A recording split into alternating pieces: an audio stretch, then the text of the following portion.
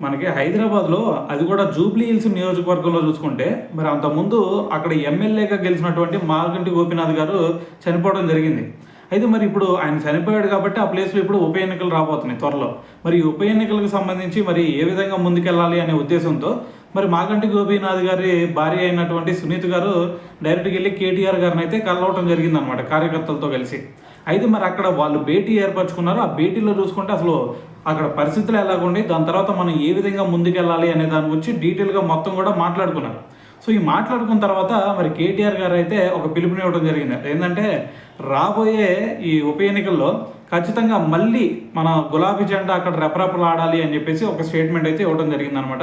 So, దాంతోపాటు ఆయన ఇచ్చిన సజెషన్ ఏంటంటే, సో మనల్ని వదిలేసి ఎక్కడికో పోరు. సో, మీరు ఏదైతే మన హయాంలో ఏదైతే ఒక మంచి చేసామో, దాని తర్వాత ఏదైతే మనం పథకాలు అమలు చేసామో వాటన్నిటి కూడా మరి ప్రజలకే తెలియజేయండి. సో, ఆటోమేటిక్‌గా ఖచ్చితంగా మనం గెలిచి తీరుతాం అని చెప్పేసి ఒక భరోసా అయితే ఇవ్వడం జరిగిందనమాట.